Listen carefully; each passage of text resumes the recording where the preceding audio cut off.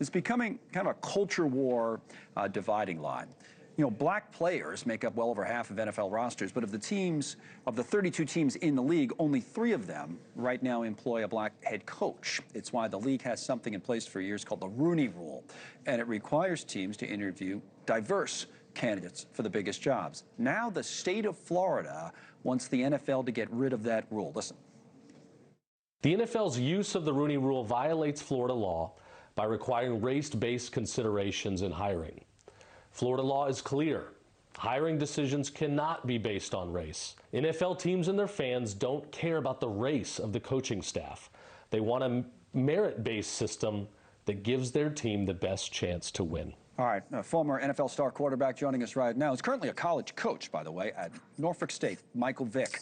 Welcome. Thank you. What would this do if this works in Florida or is successful? They get rid of the Rooney Rule.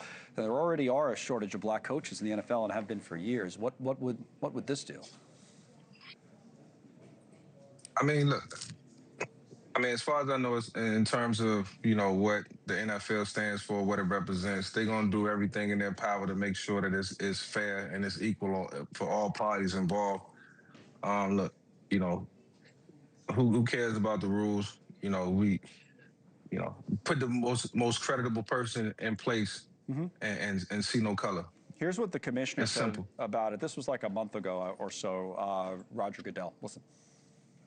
Teams are trying to get the coach that they think can win.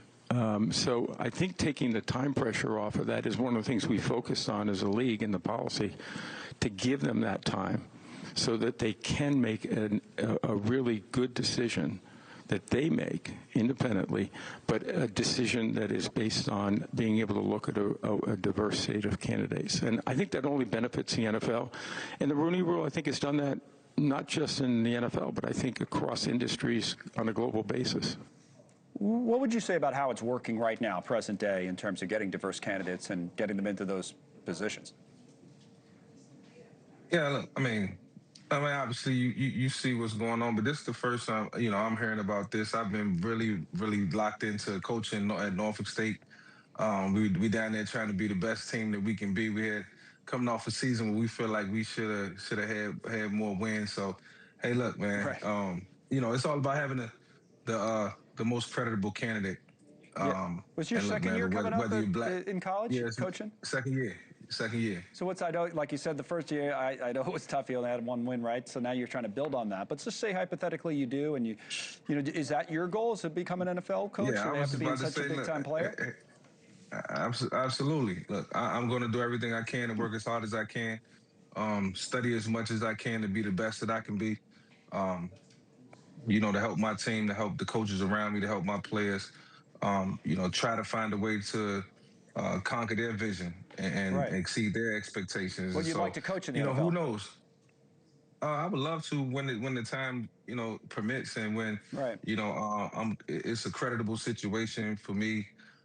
In terms of, you know, my learning curve, you know, where I understand, you know, exactly what needs to happen in order for a football team to win and be structured the right way. But right now I'm kind of, you know, I'm in a phase where I feel like I'm getting it. And so, you know, like I said, it's all about putting the right people in place, man.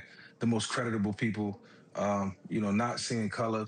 And appreciate what people bring to the table. That's all. That's what it all boils down to. Thank you for watching. Subscribe below and download our NewsNation app right now on your phone, and you will get fact-based, unbiased news for all Americans.